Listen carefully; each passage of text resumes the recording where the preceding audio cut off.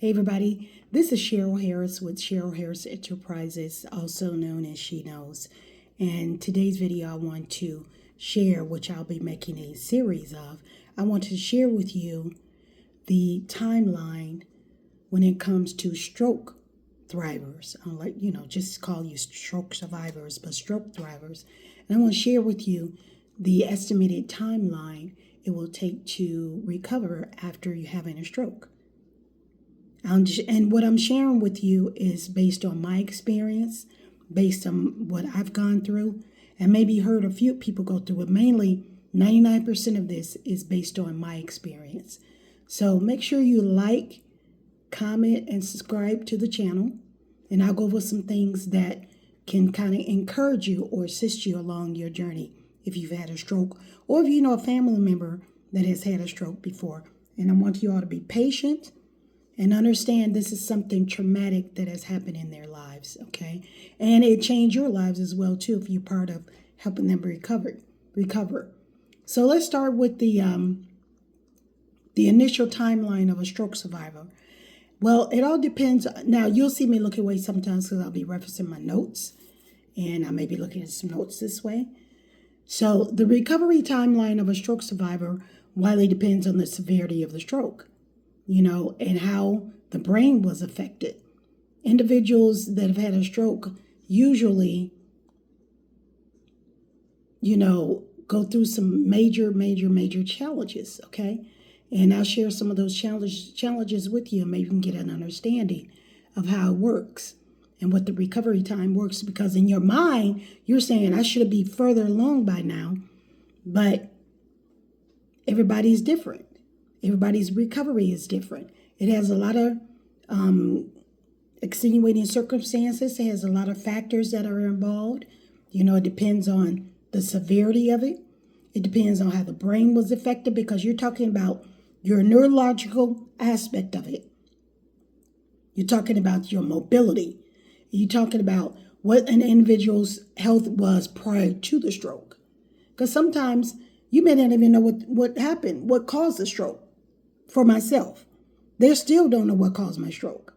Of course, I can tell you some of the things that may have contributed, because I lost my mother, and then 2 years later, I lost my father.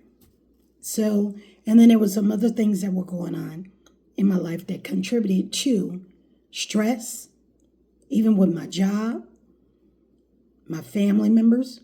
There were some things that almost took me out. This stroke almost took me out, but I am still here. So let's get back to the point at hand.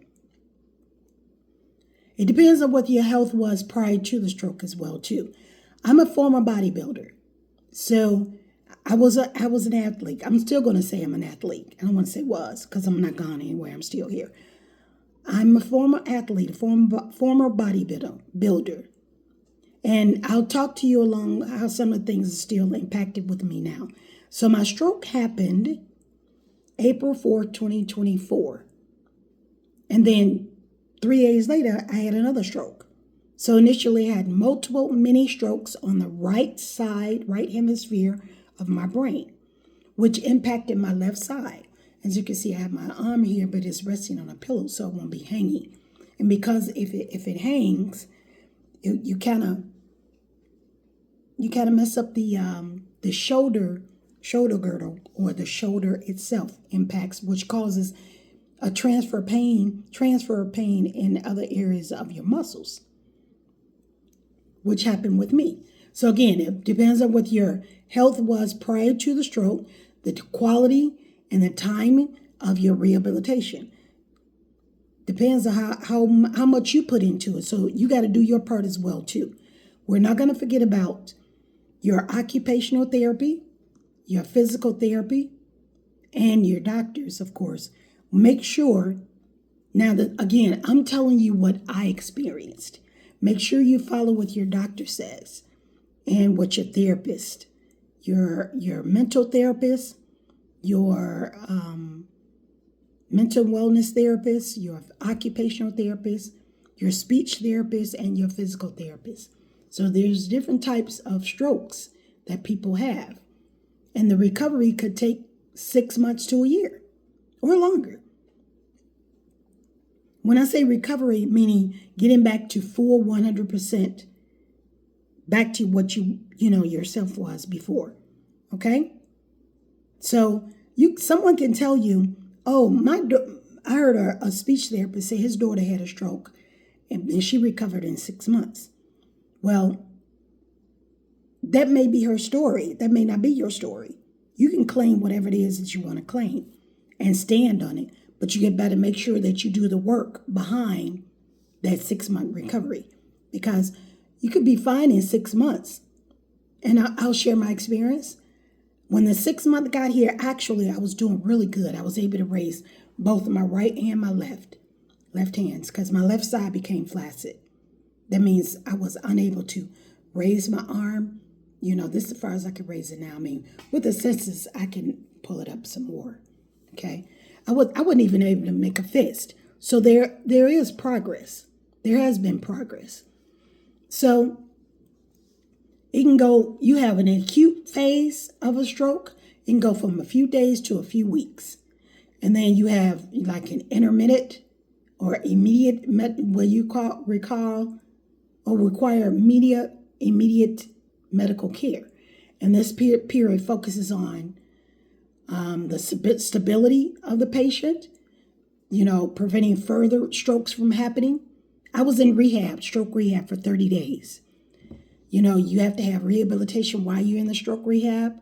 That came to me every single day, because that first 30 days is crucial. You want to make sure that you avoid all kinds of stress as possible.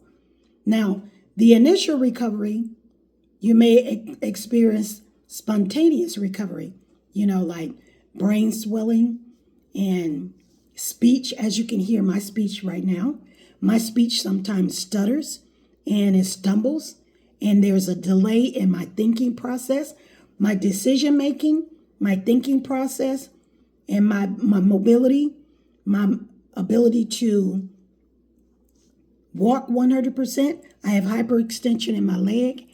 You're talking about somebody here who could leg press 630 pounds for 12 to 15 reps, to going from a walker to a wheelchair to a walker to a cane.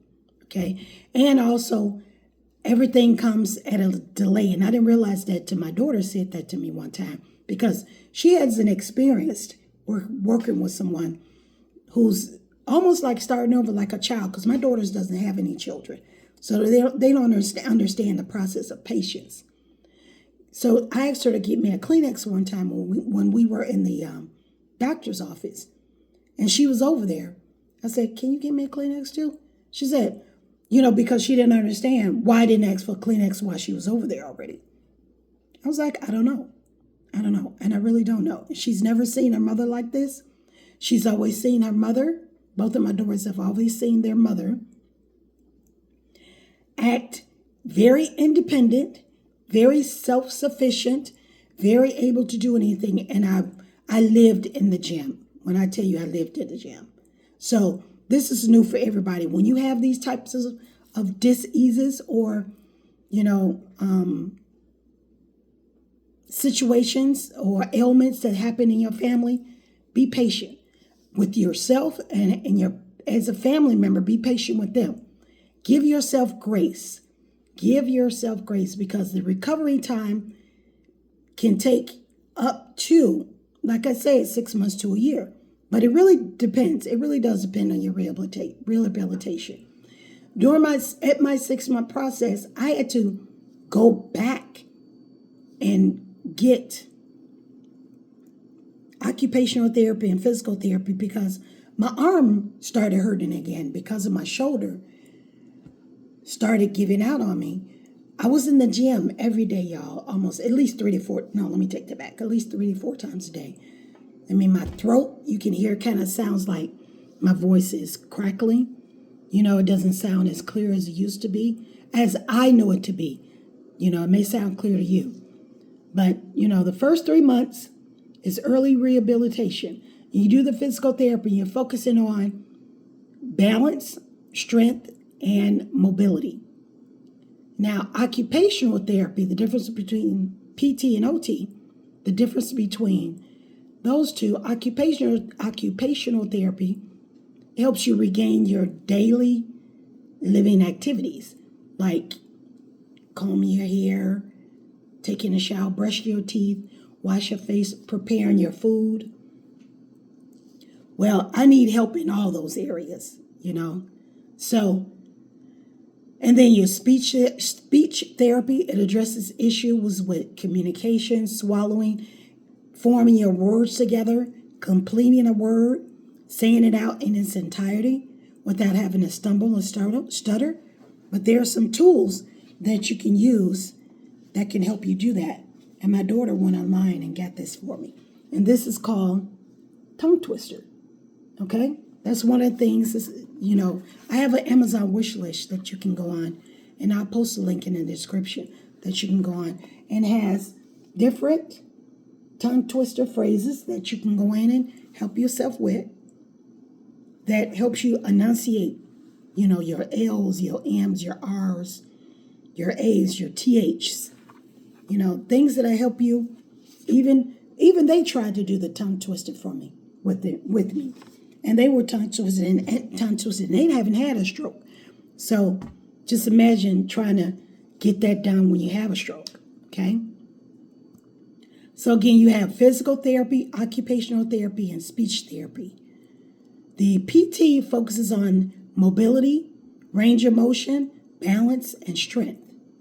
And your occupational therapy focuses on regaining your everyday skills that you used to have, like eating, being able to use a fork. And it depends on if you're right-handed or left-handed. Well, I'm right-handed. This is my right hand. My left hand is what I was having problems with. Even picking up a piece of paper was a challenge for me. Holding a bottle of water was a challenge for me. But look how much I've gained. Look how much I'm doing now. Because I couldn't hold this a few months ago. I was doing this and trying to hold it like this. Trying to drink it. I was tilting it, over, spilling it on myself. But I would get upset with myself because I'm like, in my mind, I'm thinking like, oh yeah, I can drink this water. Oh yeah, I can hold this. Oh yeah, I can cook this. No ma'am. No sir. Not yet. You can, but just not right now. Okay? So make sure you engage in all of the activities and the rehabilitation that you need in order to get it. So after 3 to 6 months, you have to do the continuous recovery.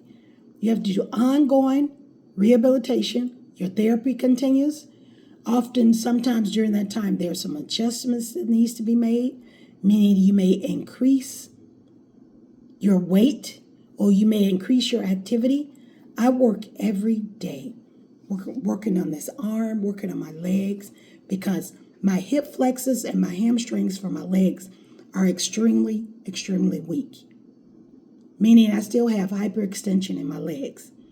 My left arm, I can't raise it up like this side, like I used to, all the way. But with continuous therapy, continuous exercises that I do to help myself out, that helps strengthen it, gives us strength, helps with the mobility. When my leg, I have different tools, and I have a video of the tools that I use to help myself exercise. I make a separate video for that. Now understand, with the brain part of it now, the neuroplasticity, the brain ability to rewire itself to its highest level, aiding in the recovery. You have to understand that the brain has to start all over again. Okay? Again, give yourself grace. Give yourself grace. Okay? There are some things you're going to think you're going to be able to do, because with my recovery, I fell out the bed one time. And I fell out the bed. Now, I have a guardrail on my bed. But I fell out the bed because I literally thought I can get up and walk. I got up to go use the bathroom, but I thought I could walk. I went back to my old self. It's there. It's there. You just have to rewire to refire your brain again. You have to get back to getting the ability to refire. Again, you can hear sometimes I stop. I'm slow to speak. I may stutter. gather my thoughts together. And sometimes you'll reach a plateau, and that's okay. Just know that you reached that plateau and make sure you do the necessary improvements to get it better. And then you have the long-term recovery, which is 6 months to a year. You're going to get further progress. You just have to continue to do what you need to do. Give yourself grace. Keep in mind, you've had something traumatic happen to you.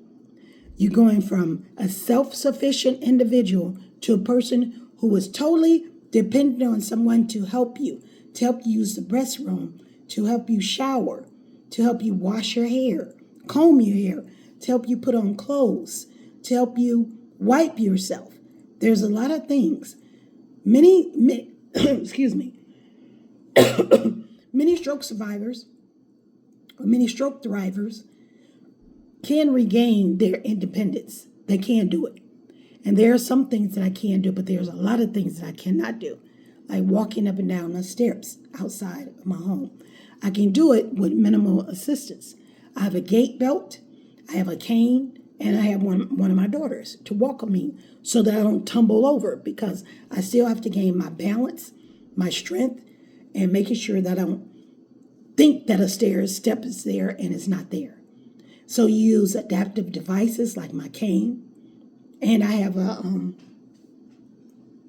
call it AFO, and a leg assistance brace that's on my leg when I walk to help me keep my leg from hyperextending. So I use those things as well too. And then you have to sometimes shift the focus in preventing another stroke, meaning watch your lifestyle changes, watch your stress levels. We are not in the business of maintaining stress. We need to eliminate it.